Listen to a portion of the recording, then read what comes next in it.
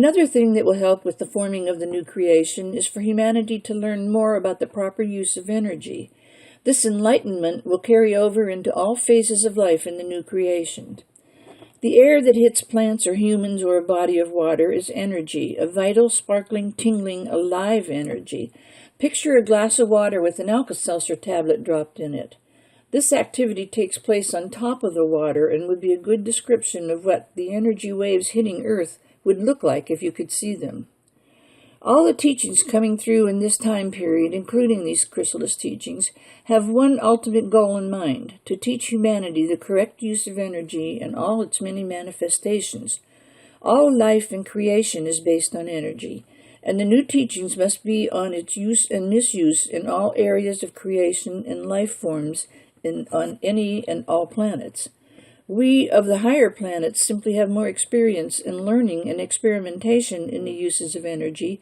Therefore, our attempts to help educate humanity from this realm in this area. We live lives similar in rhythm cycles to yours, but different in day-to-day activities. We worship our Creator the same way you do, only we can become part of Him while worshiping Him. This is extremely hard to explain, but we'll try. Because we are thought form energy, we can think ourselves home and be there instantly to be renewed and rejuvenated by the energy found in the central core. This energy is in the form of warmth, beauty, and love, so encompassing that one worship session will last us for 2 to 3 years of your earth time.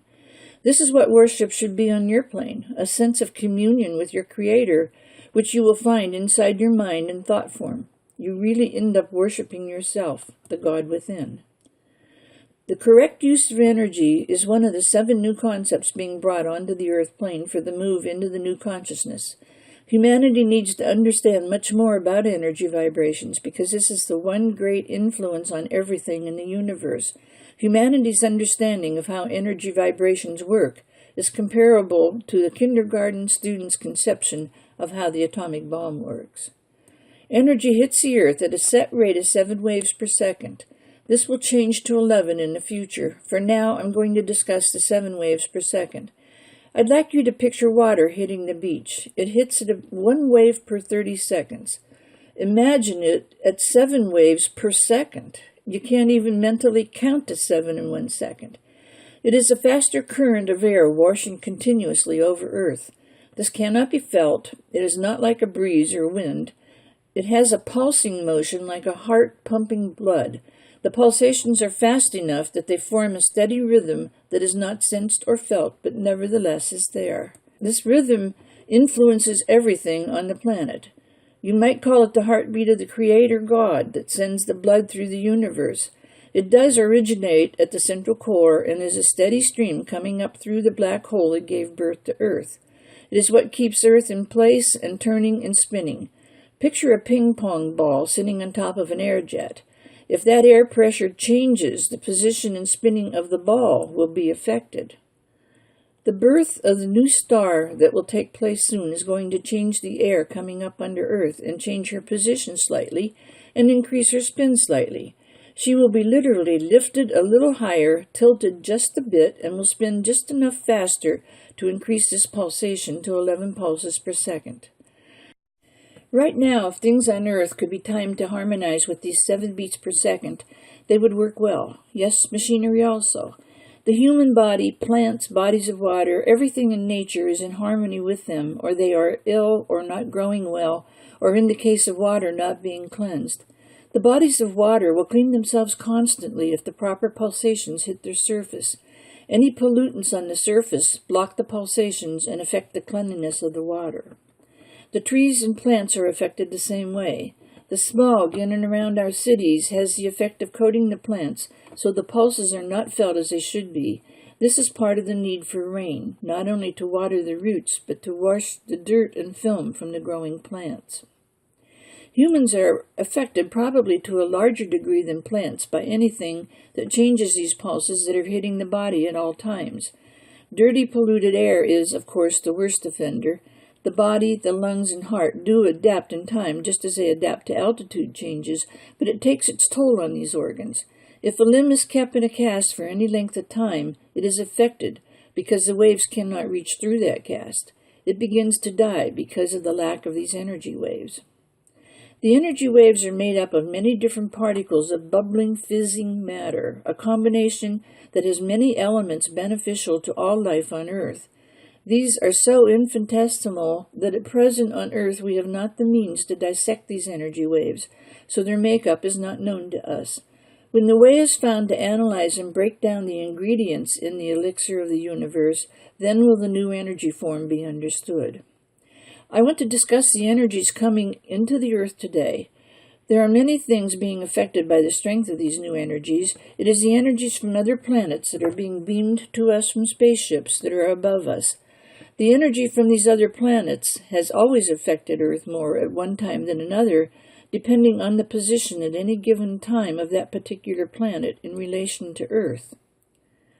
With these ships close in now, these energies can be controlled. For instance, the energy of Mars or Saturn or any planet can be increased or decreased from what it would ordinarily be. These can only be done when their position in relation to Earth is at the right place. The timing of the energy will not be changed. They can only control the intensity of the energy.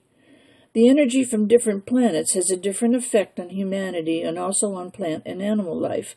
The study of the effect on plant life has not been thoroughly pursued. It needs to be.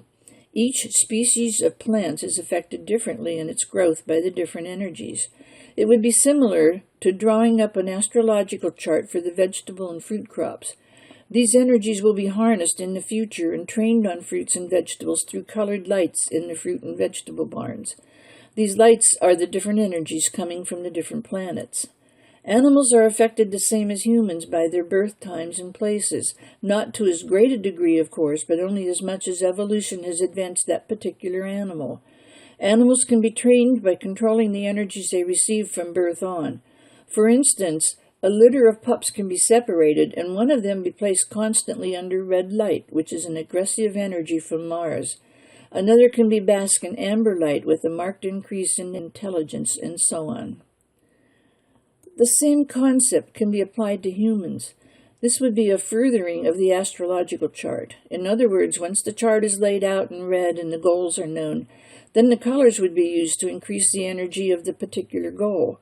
This is taking astrology one step further, an aid to getting more out of having your astrological chart done. These same energies can be applied to music. An instrument could be built using the energies in the form of intensified colors to activate the sound, which would be a combination of strings and air. The beam of light would heat the air to a certain degree, depending on the color, and the air would cause a vibration of the strings, not wire strings or plastic, but what is called gut strings. The different keys on the keyboard would cause different colored lights, alone or in combination, to activate the different strings. This gives forth the most beautiful sound. A soothing, calming tone is produced. This is the xylolute, an instrument of the future. It is not an electric instrument. There will be no such thing as electricity used in the instrument. The energies themselves will be controlled. They will be minutely drawn out of the atmosphere itself by magnets that attract the different energies to activate the lights. Think of it as a solar battery that will always be charged. The instrument is actually battery-powered. This same process will be used in the medical field, only the channeling of the energy will be put to different uses. The mineral kingdom is also affected by energies, but only as storage areas for them. This field can and will be greatly elaborated on, and much use will be found for different crystals, natural crystals, not man-made. These crystals can, even now, have the energy they give off intensified by leaving them under different colored lights. The uses they could have are many. One use is in radio transmission.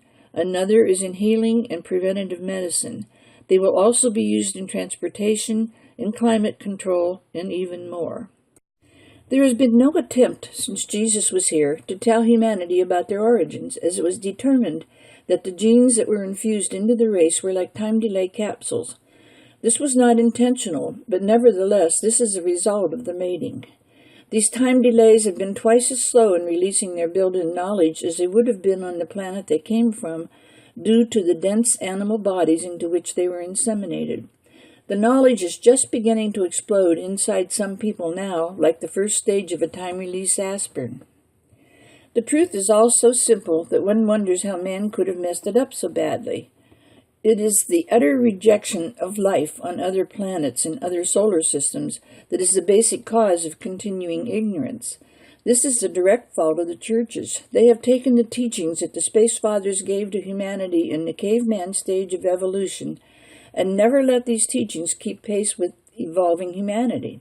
Consequently, today, they are basing their teachings on what is equal to a fairy tale for children with a hint of right or wrong action in it. The ostrich can only keep his head buried in the sand for so long, humanity also. They simply will have to face the fact of their beginnings and that they have believed fairy tales, if they really honestly do believe them. These fairy tales are doing much harm by holding back the evolving man from reaching his full potential of a divine soul. This is the ultimate goal for humanity. Jesus was indeed humanity's savior at that time period, but evolution continues and a new savior is needed now. How long can one man's teaching stretch to save people? He himself has gone past the teachings he once gave and is trying and has been trying to update them. As he himself has grown and evolved, he attempts to pass on new concepts to humanity to update his previous ones. Wouldn't a professor in high school or college do the same thing? As they upgrade and update their own education and learn new theories and concepts and experiment and test and prove them, wouldn't they try to share these with their students? To not do this would not make a very wise teacher, would it? Doesn't humanity think that the Christ is wise enough to want to update outmoded concepts that he once taught to his people? This upsets him, that they won't give him credit for being that wise of a teacher. These teachings coming through at long last are the best effort so far by the Christ at updating humanity's outgrown clothing. How long can they go around with clothing that's too small, too tight, that constricts and binds them and keeps them from expanding? How also can they ever hope to see him if they do not keep pace themselves with his own growth and evolvement? People must use their intelligent, reasoning mind and expand the cells within their universe to take advantage of their unused gifts. It is time to move on. Each stage of evolvement for humanity must change.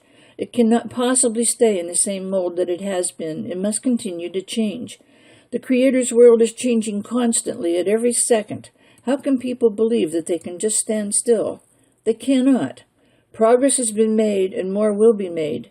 The more that awaken at this time, the faster this progress will be made, and the diseases and sicknesses of humanity will then have a better chance of being eased. When will humanity accept their potential? If they could only realize what they are capable of, what great powers of the mind they do possess, they would realize more fully that they are indeed God within themselves. They are belittling our Creator when they do not develop and use his mind power that he instilled in all of them.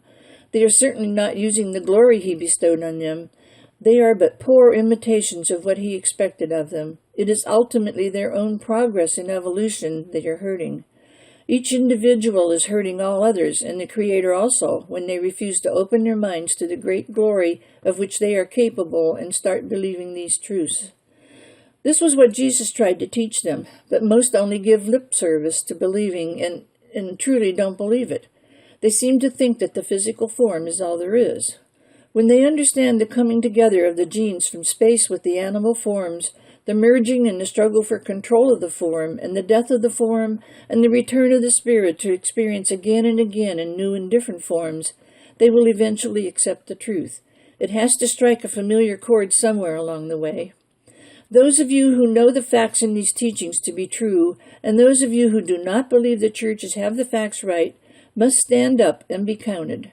There is no longer any time left to sit on the fence or pretend to follow the beliefs of the churches. You must all come out into the open and start expressing your views. Certainly this will take courage, the courage of your convictions, but we need to have your strength of belief. The more support and belief in man's divine heritage, the more certain he is to be able to achieve his inheritance. Ultimately, it is up to man himself. Free will be the victor.